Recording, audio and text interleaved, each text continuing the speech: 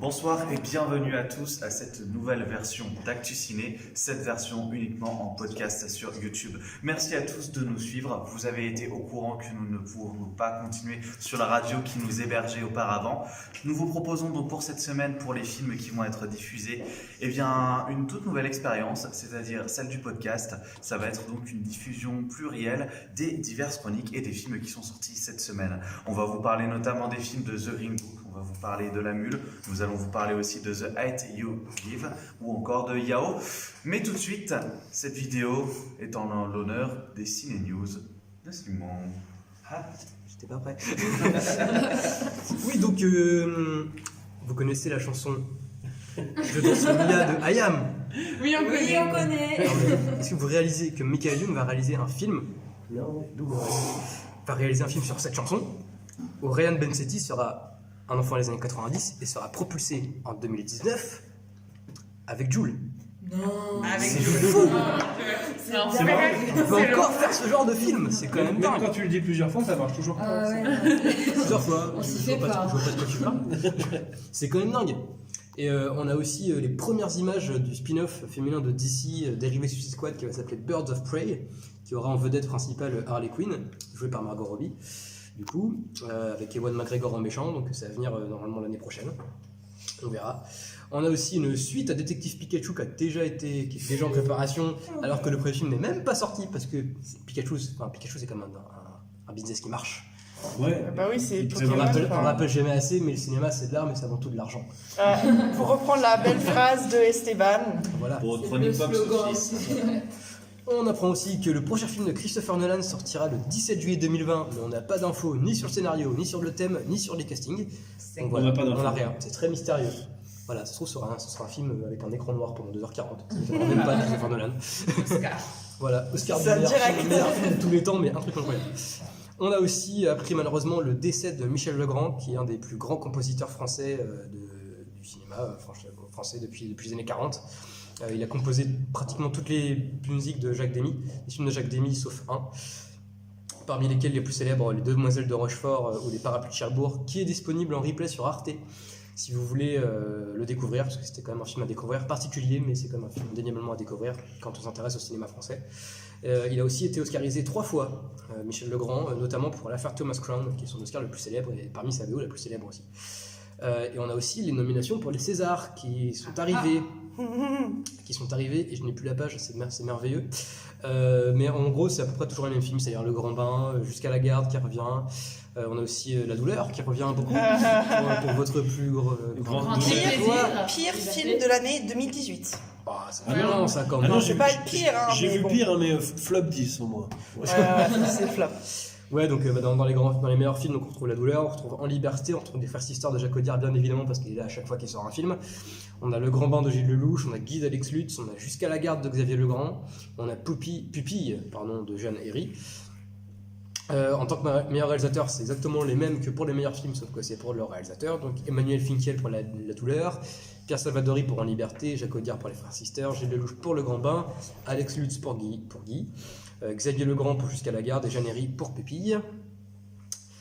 Pour la meilleure actrice, on a Élodie Bouchez pour Pupille, on a Cécile de France pour Mademoiselle de Jonquière, Léa Drucker pour Jusqu'à la garde, Virginie Fira pour Un amour impossible, Adèle Haenel pour En liberté, Sandrine Kiberlin pour Pupille, Mélanie Thierry pour La douleur. C'est un nom. C'est radical. Dès que tu vas évoquer ce film, tu vas dire non. Pour ceux qui sont des meilleurs acteurs, on a Édouard Baird pour Mademoiselle de Jonquière, Romain Duris pour Nos batailles, Vincent Lacoste pour Amanda. J'aimerais bien que celui qui l'est parce qu'il mérite d'avoir un truc, Vincent Lacoste, parce qu'il est comme un super acteur. Romain Duris, c'était bien. Un jeune super acteur. On a Gilles Lelouch pour Pupille. Oui, parce que j'ai bugué, parce que je me suis dit que Gilles Lelouch Le Grand Bain, donc c'est pour ça que j'ai bugué. Alex Lutz pour Guy. Je pense que honnêtement c'est lui qui va l'avoir, je pense. Pio Marmaille pour En liberté et Denis Ménochet pour Jusqu'à la garde. Non, c'est Denis Ménochet qui l'a. Je parie là-dessus. Voilà, ça me pronostique un peu. En fait, t'es Je parie que c'est Denis Ménochet pour Jusqu'à la garde. Je parie. Tu paries quoi? En même temps, il était Je parie juste, je parie que c'est lui qui va l'avoir, parce que je suis pratiquement sûr que c'est lui qui va l'avoir, parce que son rôle est quand même assez dingue. Et juste, rien que pour la scène finale, il mérite d'avoir il m'a remis d'avoir le César. Rien que pour la scène finale. Pour ceux qui sont des meilleures actrices dans un second rôle, Isabelle Adjani pour Le Monde est à toi, Leila Bekti pour Le Grand Bain, Virginie Efira pour Le Grand Bain, les 2 actrices du Grand Bain, enfin 2 des 3, parce que Marie Lafosse n'est même pas nommée. On retient surtout Laila Bekti parce qu'elle est Ouais, assez c'est virulente, vrai. mais les deux jouaient bien. On a Audrey Tautou pour En Liberté, mais moi je le donne à Karine Viard pour Les Chatouilles. Je pense honnêtement que c'est celle qui va l'avoir. Ouais, Peut-être que je elle joue la merde de était Andrea Bescon pour Les Chatouilles. détestable au plus haut point. Voilà, Voilà. mais ouais, pour le coup, elle mérite vraiment tous. Même Isabelle Adjani pour Le Monde des Tatouages. On a beau pas aimer Le Monde des Et même Tatouages, Audrey Isabelle Tautou Adjani est pour en cool. liberté. Meilleur acteur dans un second rôle, là c'est. Voilà, on a Jean-Hugues Anglade pour Le Grand Bain. Mhm. C'est pas le rôle que je retiens le plus. Non. Par contre, l'autre du Grand Bain, là, je vais le dire, ouais. Par contre, lui, ouais, j'aime bien. Damien Bonnard pour En Liberté, je ne vois pas qui c'est, donc tu peux m'aider si tu vois qui c'est. Non. Ok, bon, ben voilà. On a Clovis Cornillac pour Les Chatouilles, c'est pas lui que j'aurais retenu. J'aurais quand même plus retenu. Bah, Tu vas m'aider, comment il s'appelle? Pour les chatouilles. Oui, comment il s'appelle? Celui que t'aimes bien. Parfait, celui qui joue le rôle principal du film quasiment. Dans quel film? Dans Les Chatouilles. Qui joue celui qui s'attaque à la petite fille. Ah, je me rappelle. Ah oui. Voilà, bon bah c'est pas grave. Bah vas-y, donne-nous le nom. Voilà. Par contre, on a Philippe Catherine pour Le Grand Bain. Et moi, je l'aime trop dans Le Grand Bain, donc je veux que celui qui l'ait. Philippe Catherine, j'aimerais beaucoup, ce sera génial. Et on a Denis Podalides. Lola est encore en pour Claire position. Callier. Mais ouais, tu l'aimes beaucoup, c'est pour ça que je C'est demandais. bien C'est sûr, pour ça que je demandais, parce que tu l'aimes bien. Pour ce qui est du Dans plein meilleur espoir féminin. Pour ce qui est du meilleur espoir féminin, on a Ophélie Beau pour Mektoub My Love, d'Abdelatif Keshish. On a Galatea Bellucci pour l'apparition de Xavier Giannoli. Jenny Bess pour Un amour impossible. Lily Rose Depp pour L'homme fidèle de Louis Garrel. Et Kenza Fortas pour Sherazade de Jean-Bernard Marlin. Je ne me prononcerai pas parce que je n'ai vu aucun de ces films. Donc je ne me Moi, j'ai prononcerai vu pas. que Make to My Love, je pense. Ouais. Et alors Et le film était un peu. Le film était trop Déjà, bien. c'était trop long. No, il Ah, était trop bien. Bien sûr que c'était Pas trop long, non. Non, mais on va se fighter en antenne. Ah, je pense que quelqu'un se souvient. Pierre de la Donchon. Voilà. Je pense que lui, il méritait beaucoup plus que Louis Suriac. Oui, oui, il est très bon. Voilà. Meilleur espoir masculin, Anthony Bajon pour La Prière, Dylan Robert pour Sherazade, Thomas Gioria pour Jusqu'à la Garde, William Legbill pour première année, mais pour moi, indéniablement, si c'est pas lui qui l'a, franchement, c'est une horreur. Karim Leclou pour Le Monde des Tatouages, ça doit être lui qui doit l'avoir.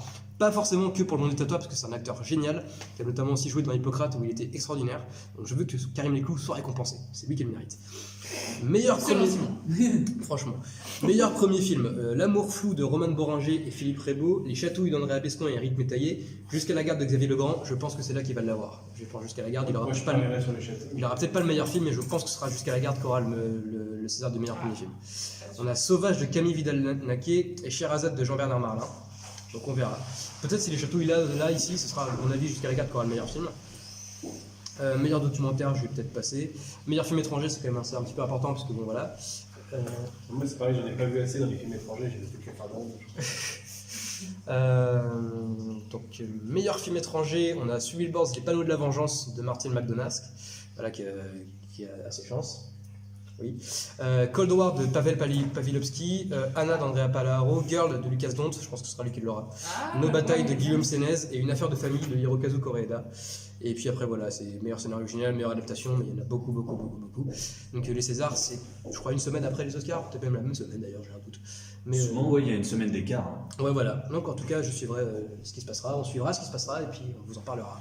Eh bien, merci Simon pour tes ciné news, chronique habituelle de l'émission d'Actu Ciné. On se donne rendez-vous d'ici peu pour les prochaines critiques. On va vous parler des films Green Book, on va vous parler aussi de The Hate You Give ou encore de La Mule, le dernier Eastwood. Je vous souhaite une excellente soirée à vous. Continuez à suivre Actu Ciné, mettez un j'aime sur notre page et bonne soirée à tous.